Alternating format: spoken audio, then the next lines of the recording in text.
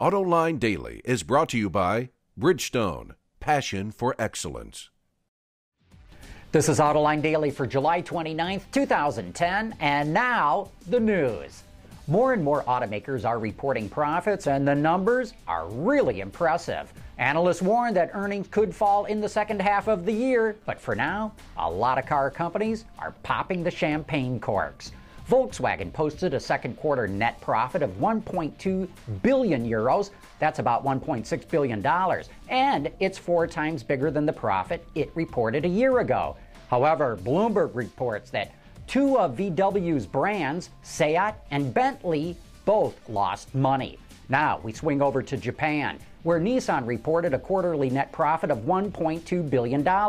That's nearly double what analysts had expected and was way up from a loss that the company posted a year ago and puts the company way ahead of its own forecast for the year. And in South Korea, Hyundai's profit shot up by more than 70%. It too earned a net profit of $1.2 billion, which was slightly better than analysts expected. The company also raised its sales goal for the year, which had been set at nearly 3.5 million vehicles, but it did not reveal what those new sales goals are. But those sales goals could cause trade problems between the U.S. and Korea.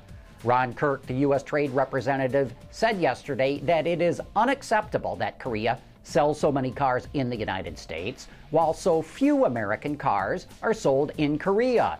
Bloomberg reports that last year, Korean automakers sold 750,000 vehicles in the U.S., while barely 6,000 American cars were sold in South Korea. Of course, Hyundai and Kia manufacture some vehicles in the U.S., and General Motors imports the Chevrolet Aveo from South Korea, so it's not as black and white as it's sometimes portrayed. The U.S. and Korea, as well as the European Union and Korea, are currently negotiating free trade agreements, and automobiles are playing a central role in those negotiations.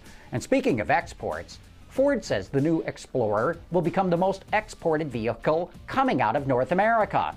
Wards reports that Ford will export the vehicle to 90 different countries, including to Japan, even though there will not be a model with right-hand steering. No word yet on what kind of sales volumes these exports might represent. And by the way, we'll have the marketing manager of the Explorer, Amy Morentic, on Autoline after hours tonight. Here we go again. Toyota issued another recall, and this one is dangerous. According to the AP, the company is recalling over 400,000 vehicles due to a steering problem. 373,000 Avalons are being recalled because of improper castings on the steering lock bar, which can cause cracks to develop. Also, nearly 40,000 Lexus LX470s are being recalled because of a steering shaft problem. And let me tell you, when the steering breaks, you are in trouble. Eaton announced that Ann Arbor, Michigan will use recycling trucks equipped with its hydraulic hybrid system.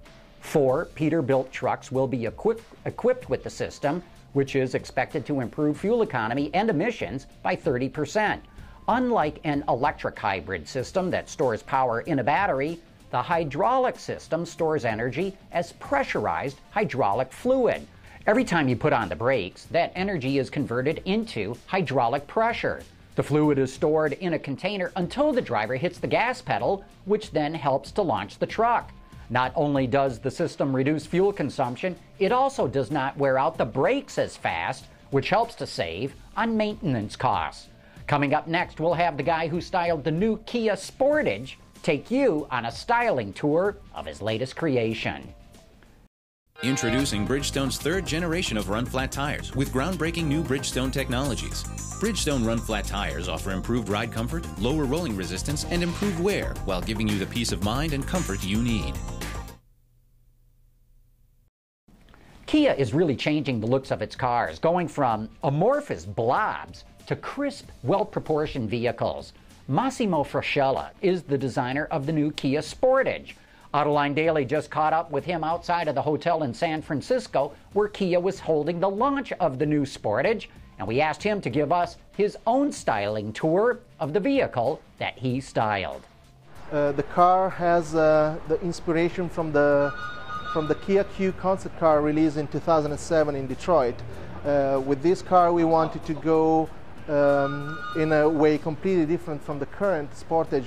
Although retaining all the benefits and the functionality, we wanted to achieve a much more coupe-like and dynamic look. The body side is characterized by a strong relation between the body side and the short greenhouse, and also the steering shoulder that connects the front and the rear of the car, and the negative section, which is kind of a characteristic on many Kia cars today. Another feature that characterizes the side view is the reverse angle pillar, which gives more of a coupe-like feel. Going towards the front of the car, we are displaying the new face of Kia, integrating the signature Kia grille and the swept-back headlamps. And very crafted is also the section on the hood, which is coming straight from the Kia Q concept. The car, although it's a very dynamic and urban vehicle, retains some of the off-road capabilities, and the cladding that goes throughout the rocker and on the wheel arches are an indication of that.